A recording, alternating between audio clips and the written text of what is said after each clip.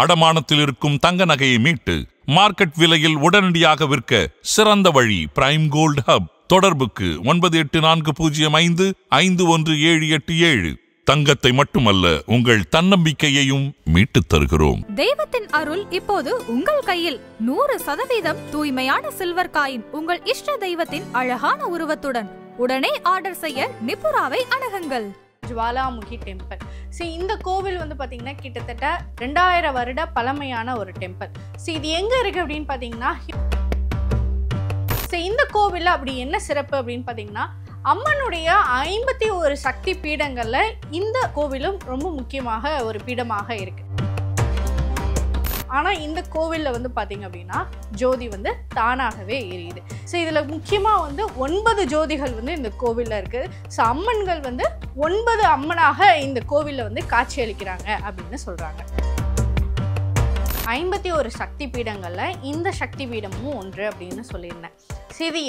இது எப்படி உருவாச்சு அப்படிங்கிறத பார்க்கும்போது, இந்த ஜோதி வந்து எப்படி எரியுது, இதனால காரணமாக இருக்கும், இதற்கு பின்னாடி என்ன இருக்கு, தண்ணி இதெல்லாம் வச்சு அவங்க என்னென்ன ப்ராப்பர்ட்டிஸ் எல்லாம் வச்சு தீ அணைக்கணும் அப்படின்னு நினைக்கிறாங்களோ அது எல்லாமே பண்றாங்க.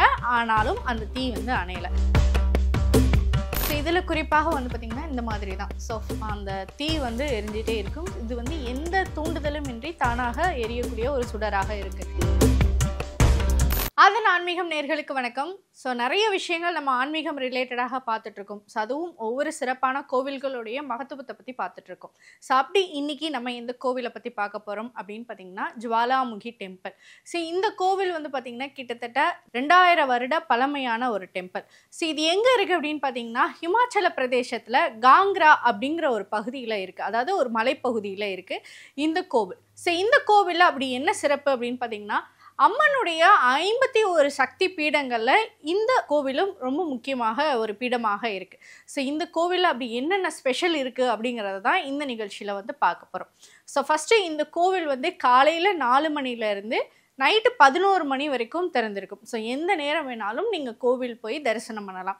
அது மட்டும் இல்லாம ஒரு நாளைக்கு 5 வேளை பூஜைகள் வந்து இந்த கோவிலுக்கு நடக்குது.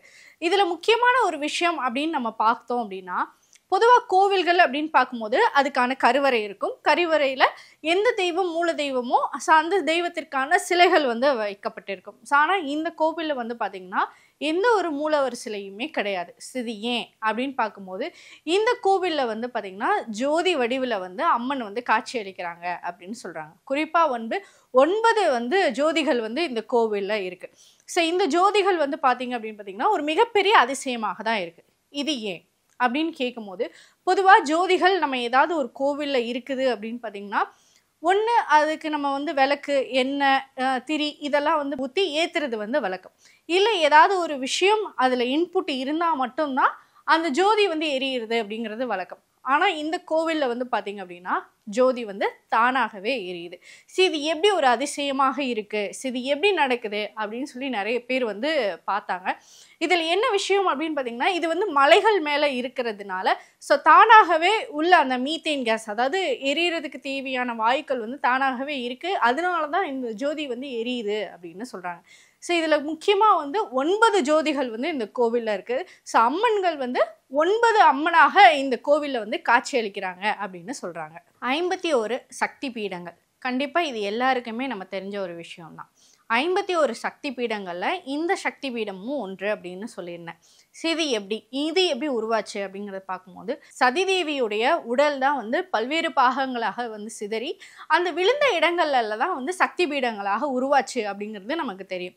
அப்படி இந்த இடத்துல வந்து பார்த்தீங்கன்னா ஜுவாலாமுகி டெம்பிளில் வந்து பார்த்தீங்கன்னா சதிதேவியினுடைய நாக்கு, நாக்கு வந்து இந்த இடத்துல வந்து விழுந்து இந்த கோவில் வந்து உருவாச்சு அப்படின்னு சொல்கிறாங்க. பொதுவாக இந்த கோவில் வந்து நிறைய விஷயங்களுக்கு ரொம்ப மர்மமான விஷயங்களாகவே இருக்கும். இது வந்து இப்போ நமக்கே வந்து தோணுது இல்லையா, இந்த ஜோதி வந்து எப்படி எரியுது, இதனால காரணமாக இருக்கும், இதற்கு பின்னாடி என்ன இருக்குது அப்படின்னு இப்போ நமக்கு தோன்ற விஷயம் அந்த காலத்திலேயே வந்து மன்னர்களுக்கும் தோன்றியிருக்கு. இந்த ஜுவாலாமுகி டெம்பிள் இது யார் கட்டினது அப்படின்னு பார்த்தீங்கன்னா, பூமிசந்த் அப்படிங்கிற ஒரு மன்னர் வந்து கட்டினார். இவர் யார் அப்படின்னு பார்த்தீங்கன்னா, இவர் ஆரம்பத்தில் இருந்தே ஒரு தீவிரமான அன்னை சக்தியோடைய ஒரு பக்தராக இருக்கிறார். அப்போது ஒரு நாள் வந்து இவருக்கு என்ன ஆகுது அப்படின்னு பார்த்தீங்கன்னா ஒரு கனவு வருது. கனவுல வந்து நான் இந்த மாதிரி இந்த இடத்துல ஒரு சுடர் வடிவில் வந்து நான் காட்சி அளிப்பேன், நீ வந்து அங்கே கோவில் கட்டணும் அப்படின்னு சொல்லி சக்தியை வந்து இவங்களுடைய கனவுல வந்து சொல்கிறாங்க. ஸோ அப்படியே அந்த மன்னர் பூமிச்சந்த் மன்னர் வந்து என்ன பண்ணுறாரு பார்த்தீங்கன்னா, இந்த இடத்த வந்து தேடி கண்டுபிடிச்சி ஒரு கோவில் கட்டுறாரு.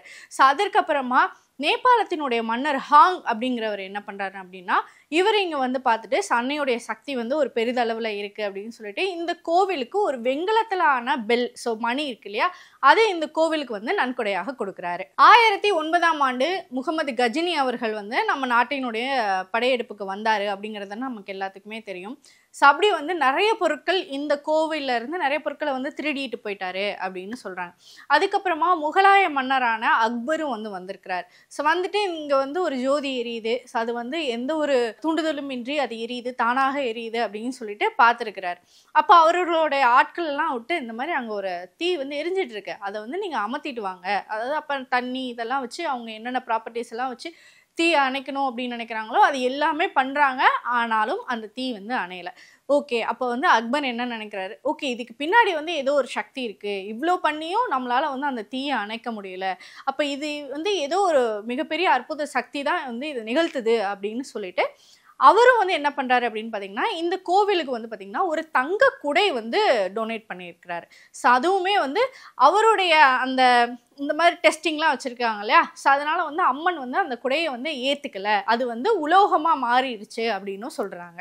ஸோ ஒவ்வொரு மன்னர்களும் வந்ததுக்கப்புறம் இங்கே நடக்கக்கூடிய அதிசயங்களை பார்த்து வியந்தாங்க, அவங்களுடைய நன்கொடைகள் வந்து கொடுத்தாங்க அப்படின்னு பார்த்தோம். 1813 பஞ்சாபினுடைய மன்னரான ரஞ்சித் சிங் அப்படிங்கிறவரும் இந்த கோவிலுக்கு ஒரு நன்கொடை கொடுத்துருக்கிறாரு. ஸோ அது என்ன அப்படின்னு பார்த்தீங்கன்னா, இந்த கோவிலுடைய கோபுரம் இருக்கு இல்லையா, ஸோ அது வந்து தங்கத்தினால் ஆன முலாம் பூசப்பட்ட ஒரு கோபுரமாக வந்து காட்சியளிக்குது. ஸோ அதுக்கப்புறமா பார்த்தீங்கன்னா இந்த கோவிலுடைய கதவு அப்படிங்கிறதும் வெள்ளியிலான ஆன கதவுகளாக இருக்குது. இது ரெண்டையுமே வந்து கொடுத்தது யார் அப்படின்னு பார்த்தீங்கன்னா பஞ்சாபினுடைய மன்னரான ரஞ்சித் சிங் அவர்கள் தான். ஸோ 51 சக்தி பீடங்களில் இந்த ஜுவாலாமுகி டெம்பிளும் வந்து ஒரு சக்தி பீடமாக இருக்குது அப்படின்னு சொல்லியிருந்தோம். ஸோ இதில் குறிப்பாக வந்து பார்த்திங்கன்னா இந்த மாதிரி தான். ஸோ அந்த தீ வந்து எரிஞ்சிட்டே இருக்கும், இது வந்து எந்த தூண்டுதலும் இன்றி தானாக எரியக்கூடிய ஒரு சுடராக இருக்குது. இதே மாதிரி இதுக்கும் வந்து அந்த ஒரு சின்ன அறை மாதிரி கொடுத்துருக்குறாங்க. ஸோ அந்த அறையில் தான் வந்து அந்த தீ வந்து தானாக வந்து எரிஞ்சிட்டே இருக்கும். ஸோ இதே மாதிரி 9 சுடர்கள் வந்து அந்த கோவிலில் இருக்குது. ஸோ 9 அம்மனுடைய அவதாரங்களாக 9 சுடர்களும் வந்து இருக்குது அப்படின்னு சொல்லிட்டு இருக்காங்க. ஜுவாலாமுகி டெம்பிள், ஜுவாலாமுகி அப்படிங்கிறது நெருப்புகள், அதாவது சுடர் அப்படின்னு அர்த்தம். ஸோ நெருப்பு கோவில் அப்படின்னும் இந்த கோவிலுக்கு இன்னொரு பேர் வந்து சொல்கிறாங்க. ஸோ தாராளமாக இமாச்சல பிரதேசத்தில் காங்க்ரா அப்படிங்கிற பகுதியில் வந்து நீங்கள் போய் பார்க்கலாம் தாராளமாக இந்த கோவில். ஸோ முக்கியமான ஒரு புனித ஸ்தலமாக இந்த கோவில் இருக்குது.